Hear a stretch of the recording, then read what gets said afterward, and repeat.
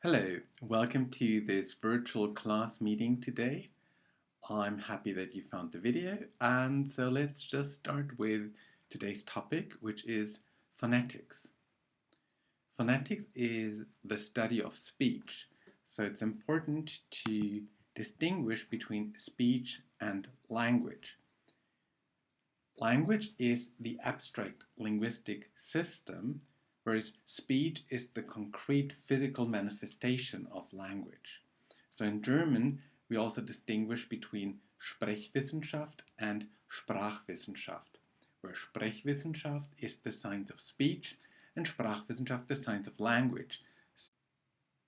We can study speech from two different perspectives, and this leads to three subdisciplines of phonetics. So we've got articulatory phonetics, auditory phonetics, and acoustic phonetics. So for articulatory phonetics, that has to do with articulation. So this is basically the speaker. So that is the question, what happens within our body so that we can actually produce a speech signal. That is articulatory phonetics. Auditory phonetics then takes the perspective of the hearer. So it has to do with the ears and the process of how we perceive language and process language. So auditory phonetics then is related to the hearer. And finally, acoustic phonetics has to do with the physical signal itself. So in acoustic phonetics, people study the sound wave and its physical aspect. So you may have done acoustics in high school physics, and there is what you've done, or the kind of sound waves you've studied, that is exactly, or the methods that you've applied there, that is also what people do in acoustic phonetics. Now, what we are going to do in this course is primarily articulatory phonetics. Our reader has a section on acoustic phonetics right at the end of the chapter, but we're not going to discuss that section here in class. Now, when it comes to the production of speech sounds, there are a number of body parts involved in the process, and you see them very nicely in this chart here. So I'm not sure you can actually understand this chart as it is. You see here, that's the head, and that's sort of the upper body. See the lungs, and then we've got the trachea. There we've got the windpipe, the larynx, the windpipe, the trachea. We've got the voice box, the larynx. Then we've got the pharynx. And here we've got the oral cavity with this big thing here, that is the tongue. And up here, the white thing here, that's the nasal cavity. So that is inside the nose. So the air, or the room for the air inside our nose. Okay, and here, of course, are the lips, and these are the teeth. Okay. So it's very important to have a clear understanding of these different body parts that are involved in speech production, because when we ask ourselves how we produce a sound, we will go through the activities that we find within these different parts of our body. So typically a sound starts at the lungs, then the air is moved up the windpipe, up the trachea, through the voice box, through the larynx, and then further up into the oral cavity, and sometimes also into the nasal cavity. Okay, so by looking at this process, we distinguish 4 sub-processes that are related to one of the different steps. So let's look at these processes. We've got the airstream process, the phonation, the oral nasal process, and the articulation. We'll go through these 4 processes one by one, but we can already state that the airstream process will be related to the lungs, the phonation process will be related to the larynx, the oral nasal process will be related to, we see here, so we call that the velum, and then the articulation. So articulation in the narrow sense will be related to what happens inside the mouth, so inside the oral cavity. So let's start then with the airstream process. If you talk and you put your hand in front of your mouth, you will feel that there is a constant, or there is permanently a air touching your hand. So if you say ba ba ba la la la da, so you feel air hitting your hand. So this means that when we speak, the air comes out of our body, and in fact the air will be pumped out of the body from the lungs. So the speech sounds that we use in English use an airstream process that starts at the lungs, so it's pulmonic, and it goes outside. We are talking while exhaling, so it's an egressive airstream. So we say that the speech sounds of English are pulmonic and egressive. Now, not all speech sounds are pulmonic and not all speech sounds are egressive. So you could, in principle, also speak while inhaling, but it will sound a bit strange. So you can try that, and it sounds really bizarre. And yeah, you can't really go on like that for a long time. Okay. There are also non-pulmonic airstreams that we find that speakers of English produce, but not when they speak English. So, for example, in things like these kind of click sounds, they use a non-pulmonic airstream process. Okay. Now, on this slide, you also see it's marking loudness. So, with our lungs, we can control how much air we press out of our body and at which speed. So this has to do then, or this determines the loudness of our speech. So the more air there is, the louder we speak.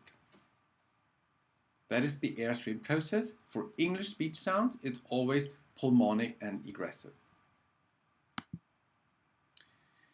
Now, when the air moves further on, then it reaches the larynx.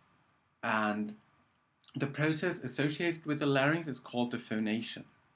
Now, what you see in these pictures is taken also from our textbook, and that is a picture of the larynx taken from above. And in the larynx, we've got the vocal folds or vocal cords. So these are things marked here, here, here. And we've got little cartilages here that are moving around very fast, and they help controlling the position of the vocal fold.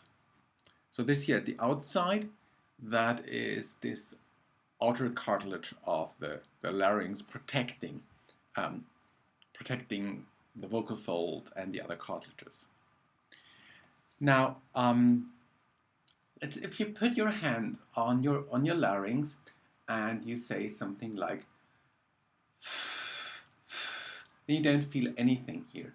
However, if you say v, v, v, you feel a vibration. So a sound like f is a voiceless sound, and a sound like v is a voiced sound. So if you feel nothing, like in f for the voiceless sounds, so this means that the air can pass through the larynx without any disturbance, without any interruption. If you say v, a voiced sound, you feel a vibration. So this means that the vocal folds actually manipulate the airstream in such a way that we get a nice vibration into our airstream. Now, how does that come about? We said already that for the voiceless sounds, the vocal folds are spread, so the the airstream can pass through the larynx without any disturbance. For the voiced sounds, however, the vocal folds are closed at a closed position, now the airstream will push from from below against the closed vocal folds. There will be pressure building up. This pressure at some point will cause the vocal folds to open. This will lead to release in pressure, and then the vocal folds close again. And if we have a constant airflow, and then we get a constant opening and closing of the vocal fold, which will create this very systematic, very harmonious vibration.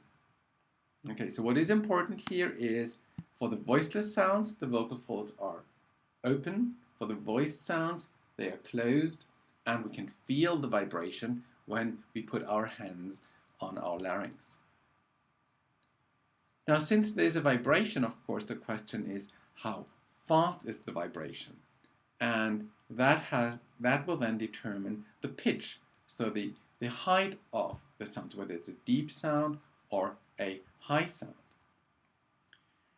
Also, the basic frequency is determined by the overall length of the vocal folds, which is why children who have a smaller voice box and smaller vocal folds typically have a higher pitch than adults. So that's the phonation process. We've got the airstream process, the phonation process. Now we continue with the third process, which is the oral nasal process.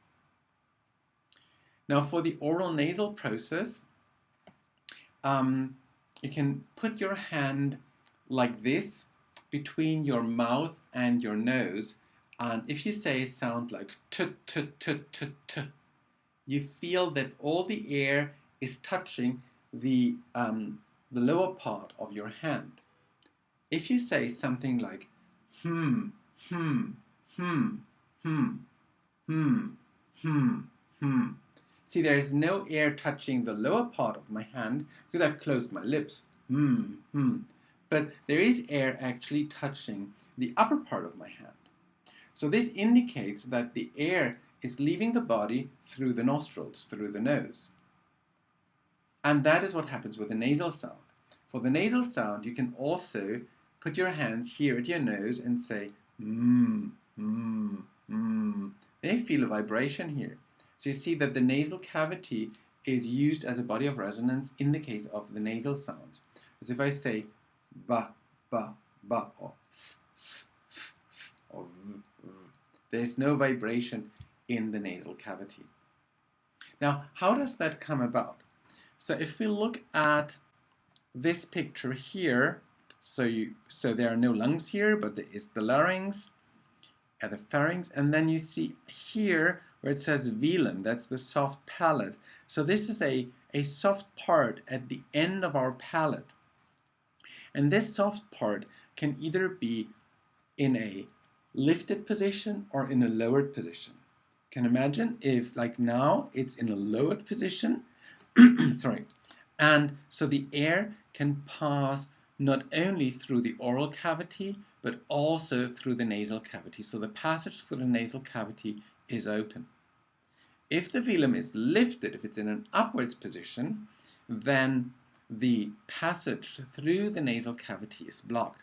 And you see that in the earlier picture that we had on that slide, here you see there is no passage from the pharynx to the nasal cavity.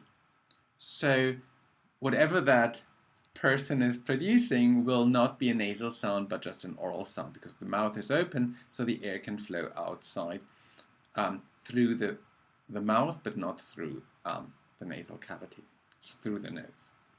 Okay, so for the oral nasal process, the velum is the organ that will determine whether we are producing an oral sound or a nasal sound.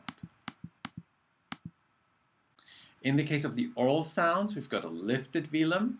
This creates an effect that there is no air coming through the nasal cavity, so the nasal cavity is not resonating, and the air will only leave the body through the mouth.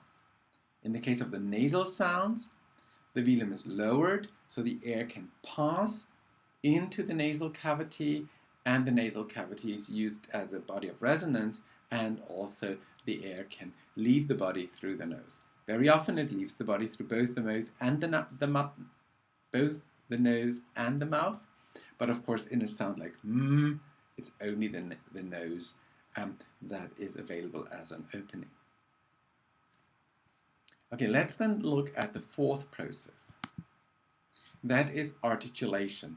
And very often people use articulation in the sense of how we produce a sound. So articulation in the broad sense of covering all the four processes. Now what I mean here is articulation in the narrow sense, just talking about what happens inside the oral cavity.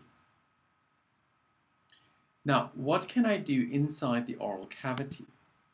If you feel into your mouth, you see that you have this very big organ here, the tongue, and the tongue is constantly moving around when we speak. We have other body parts that are moving as well. These are the lips. We open the mouth and we close the mouth, and we typically put the lips together, or we can put the tongue somewhere here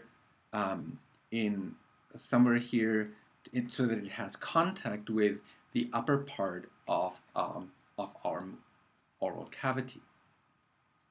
Now, so in fact, what we do here in the articulation process is we give a further shape to the airstream, and we can impose a barrier on the airstream. We can even cut off the airstream completely. For example, if we close our mouth, like in p, and then just open it so that we get a very strong release in one go.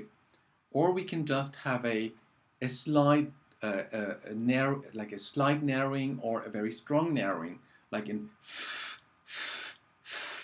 if you say you feel that there's a lot of air being pushed through a very, very small passage, and that is why you get this friction. Now, the type of friction, the type of barrier that we impose in our mouth will determine the type of sound that we are producing. And in articulation, we distinguish three major sound classes: the vowels, the consonants, and the glides.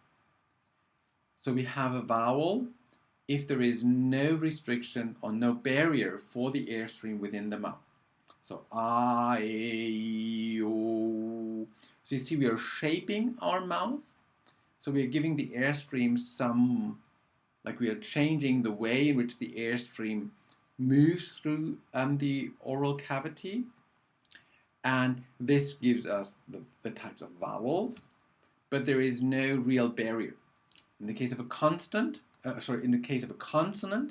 we can have a full closure, like in p, t, k, or we can have this very small opening where we get the strong friction, like in f and f. And then in between these, so when we have a barrier which is not very strong, but there still is some perceivable barrier, then we get a glide or a semi-vowel and approximant. So far you may have thought that vowels and consonants has to do with like letters, but now you know vowels and consonants are defined by their articulatory properties. Vowels means no barrier for the airstream inside the oral cavity. Consonant means there is a barrier for the airstream inside the oral cavity, and the glide is in between. Okay, so these are the four processes in speech production. So we go from the lungs, through the larynx, the velum, and then the oral cavity. And when we characterize a sound, we will always go through these four steps. However, as we noted, like all speech sounds of English are pulmonic egressive. So we often ignore the airstream process, but it is, of course, vital for the pronunciation. If there's no air, then there is no airstream. Then there is no sound, in fact. But since all speech sounds are pulmonic and egressive in English, we normally just don't talk about that. Now, when we want to characterize the concrete sounds, then with respect to articulation, we can look at various parameters. So for consonants, we look at the manner of articulation. And the manner of articulation is sort of how strong the barrier is, whether it's a full closure, a very narrow opening, or a somewhat wider opening. Then we'll have the place of articulation, which has to do with where exactly in the mouth we find the narrowing. And then we've got the articulator, and the articulator says which body part creates the opening. So in particular, so the active articulator, that is very often the tongue. We ask ourselves, okay, where in the mouth is the tongue moving? So in the case of a t, for example, we see t, t, t. The tongue is moving very much to the front, so just behind the teeth. In the case of a th sound, the tongue is even at the teeth itself, or themselves. For a k sound, the back of the tongue is moved towards the back of the mouth, towards the velum.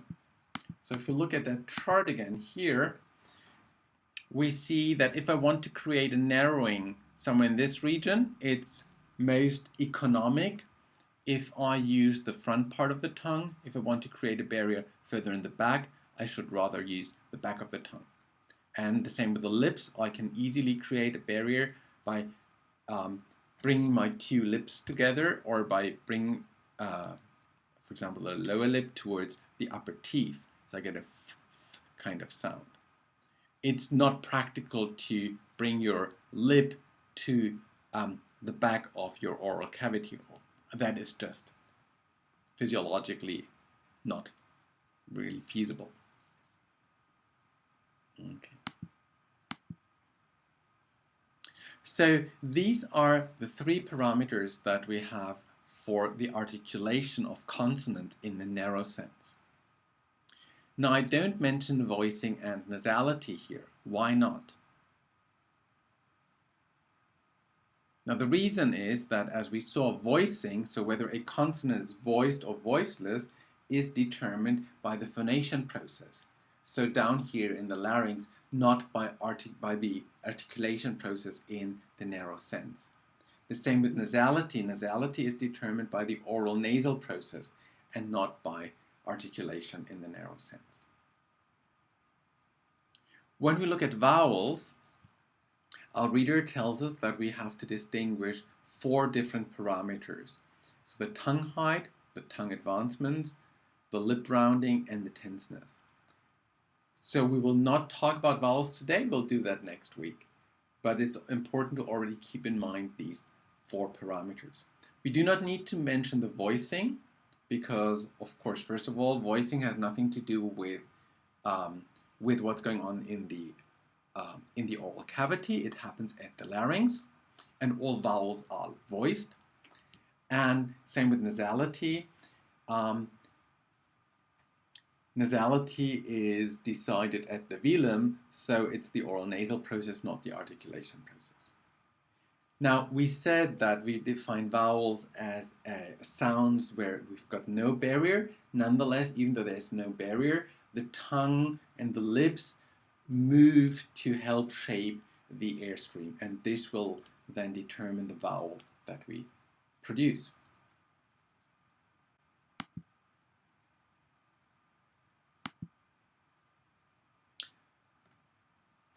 Now, we have talked about how we produce sounds, and we also want to document, of course, the sounds that we produce. We want to write down speech.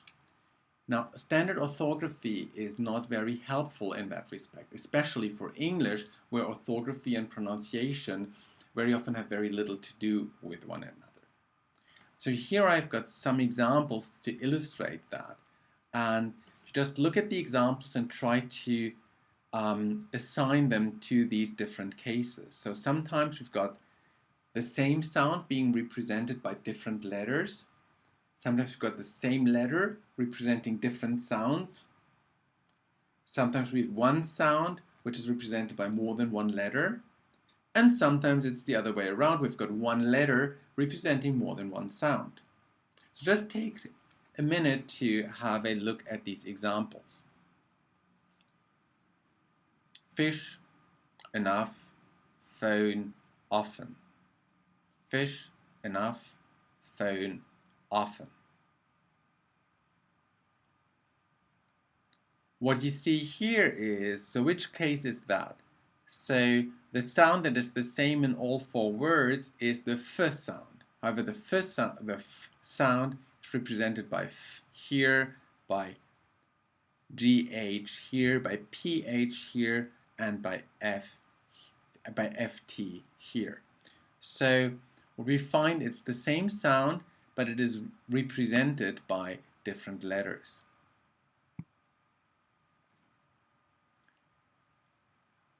Now, what have we got here in cicada? Cicada. If you listen to the word, it starts with a s sound, then we've got a vowel, and then we've got a k sound, cicada. However, in spelling, we've got a C in both places, both for the s sound and for the k sound.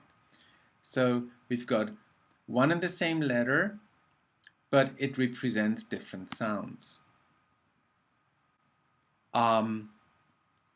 Now, if we look at the can and kind example, can, kind, in both cases, the word starts with the same sound. So the k sound in can and the k sound in kind. However, we find different letters here.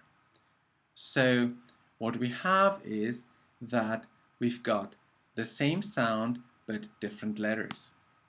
So again, in this case. Let's then look at the case of exam, exam, exam. We see here it's after the first vowel we got a g and then a z, exam. A g sound and a z sound. However, we only got one letter, the x. So we've got one letter representing a combination of sounds. So that goes here. If we now look at the word ship starts with a sh sound. However, and then we got the vowel. However, in spelling, we find the sh combination. So we've got one sound, but this sound is represented by more than one letter. The same happens also in the case of nation, nation, where the ti spelling is actually there to represent the sh sound. Got the same thing here. So these examples illustrate that actually what we have is a very inconsistent orthographic system, a very inconsistent spelling system that we find in English. And for that reason, we need a different representation system for the sounds. Also, of course, orthography is always strongly related to a particular language, and we are looking for a representation system that is independent of any particular language, so that we've got one system that is just reflects the sounds that are produced, but not a particular language. So we can use the same system of representation for all languages of the world, at least for all spoken languages of the world. Now, the system that we have is the International Phonetic Alphabet, the IPA, created by the International Phonetic Association. The IPA is one of the biggest achievements in linguistics because all linguists have agreed on this particular set of symbols. Also, this IPA chart, it fits on one A4 page and it is structured in a very clear way. So the main part for us, or the main parts of the charts for us, will be this upper part, which is on the consonants or on the pulmonic consonants, and this part which describes the vowels. The other parts of this IPA chart are there for other types of sound and sound combinations and to represent things like stress and tone and all sorts of other things. Okay, so today we will continue talking about this consonant part of the IPA chart, and we will see that it is very systematic, so that once you know how a sound is produced, you will immediately be able to find the right IPA symbol for representing the sound. And also the other way around, if you see an IPA symbol, just by looking at its place in the chart, you will immediately see how you have to pronounce it. Next week we'll see that the same holds for the vowels, but today we'll concentrate on the consonants. Okay, here is now the upper part of the IPA chart. It just contains the consonants, and you see it's the pulmonic consonants that are represented here. Now, in one of the videos that you have watched for today's meeting, you've already seen how this consonant chart is structured, namely that it follows exactly the in the rows, it follows exactly the order of the places of articulation. So starting with a bilabial, so starting with sounds where the narrowing or the closure is produced at the lips, and then it moves all the way back via labiodental, so lips and teeth, dental, the teeth, alveolar, so the part right after the teeth, post-alveolar, so after that, and then sort of retroflex, we can ignore these for the time being, the palatal sounds, which are then the hard palate, so this hard roof part of the oral cavity, and then we go back to the velar sounds, which are produced at the velum, the uvula, which are produced with this little thing at the end of the velum, which we call the Zäpfchen in German, and then we go down to the pharynx and the glottis, so the sound produced all the way in the back.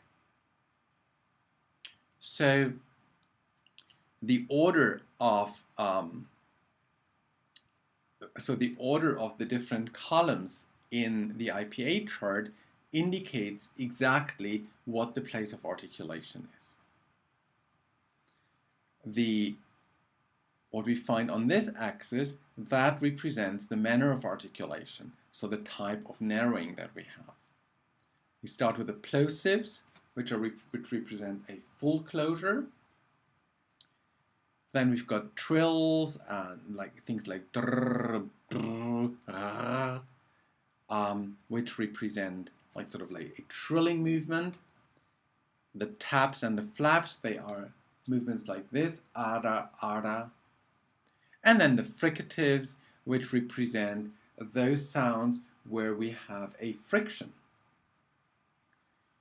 And then we get some other types of sounds. So draw here like the approximants play a role. These are also the glides, called the glides.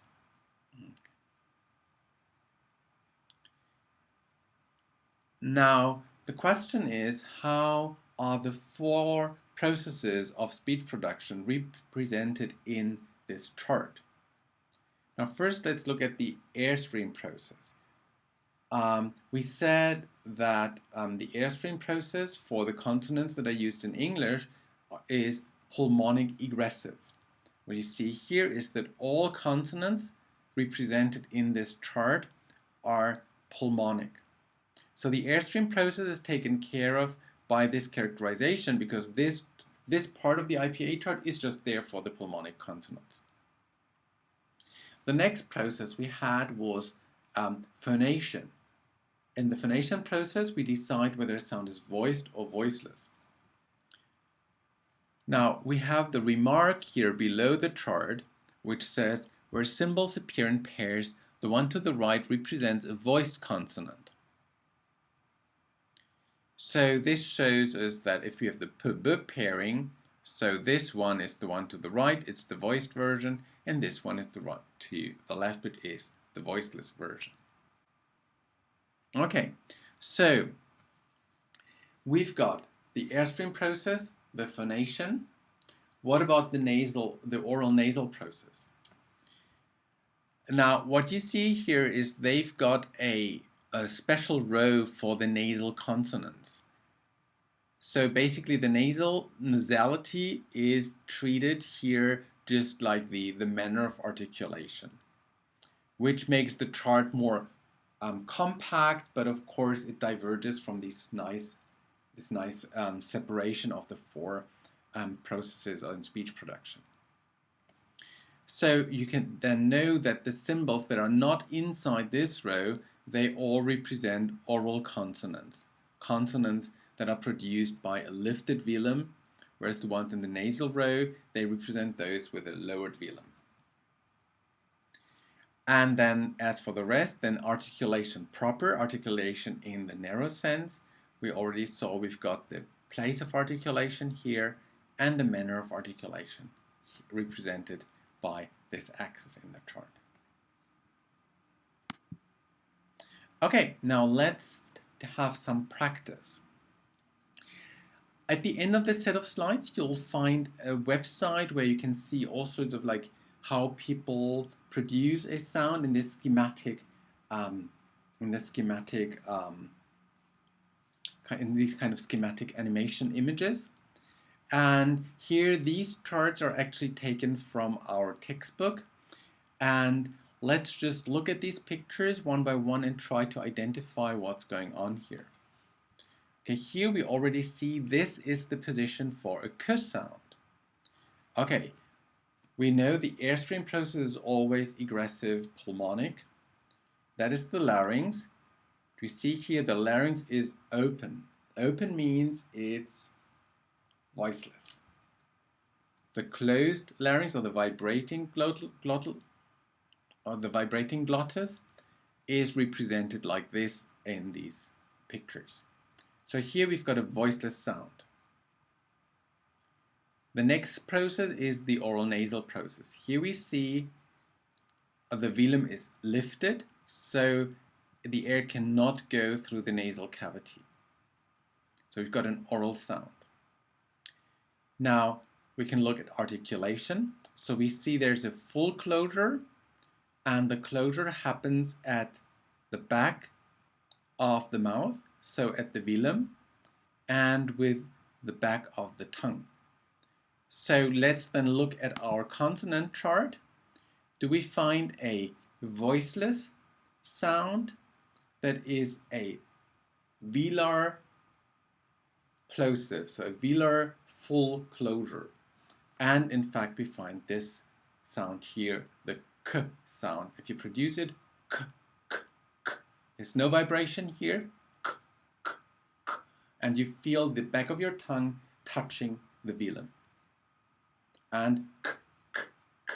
Also no vibration in the nasal cavity, so it is an oral sound. Okay, let's try and do the next one together. Here, down there we see again, it's open, an open vocal fold, so it's a voiceless consonant. Oh, sorry, it's a voiceless sound. What about the velum? It's lifted, so it's an oral sound. Okay. Where do we find a narrowing or a closure? Find it here right after the teeth, so it's an alveolar sound. And now what kind of sound is, what's the manner of articulation? See, again, it's a full closure. Okay, voiceless, alveolar, plosive. Okay, alveolar, plosive, and voiceless. So that is a t sound. Okay, can you try and do the other one on your own?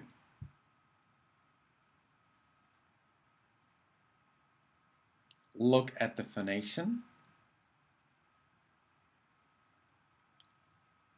Look at the velum. Look at the place and the manner of articulation.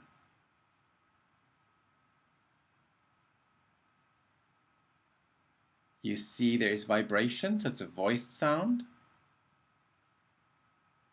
The passage into the nasal cavity is open, so it's a nasal sound. The place of articulation is at the lips, so it's a bilabial sound. It's a bilabial nasal voiced sound, which would be bilabial, nasal, the sound. You feel the vibration here. You see the closed lips. You also feel the vibration here. Okay, one more example. What sound is that? Look again. Phonation process. Oral nasal process. Articulation. Phonation is, there's vibration, so it's voiced. The velum is lifted, so it's an oral sound. And the place of articulation is at the teeth, where the tongue is touching the teeth. If you try to produce that sound, it's you cannot really do a stop in this position. So we look here, it's labiodental. Sorry. No, it's not labiodental, sorry. It's a dental sound. Okay.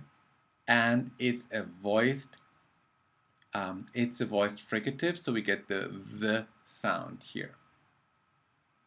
So dental, so it's the teeth are touched by the front part of the tongue, and there we cannot really do a stop. We only can do a fricative here. Okay, is that clear? So I will upload the set of slides, and please have a look at these and complete the other consonants that you find in on this page of the slides, and the same for the next page of the slides. Okay, and here, just before we can close the session, here are some useful links for you working in phonetics. So the first one is a IPA chart keyboard. So it's a web page where you can type IPA characters, and then you can just copy them from there. For example, that's how I get IPA symbols on my slides or on the OLAT attendance test tasks. There is also an interactive IPA chart where you get the full IPA chart, and you can click on every symbol, and then the corresponding sounds are being produced or being played. Finally, there is this web page where you can find an animation where you see exactly these kind of graphics that we've talked about, and where you see all these different things happening. So the phonation, the oral nasal process, and the articulation proper. So it's basically like these pictures, but with animation, so that makes it a lot clearer then. Okay.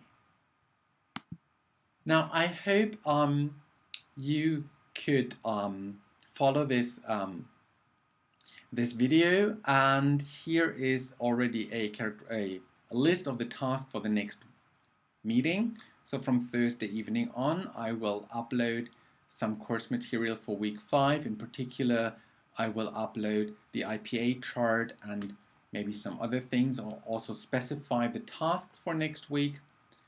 The reading will be basically the rest of the chapter, except for the last section,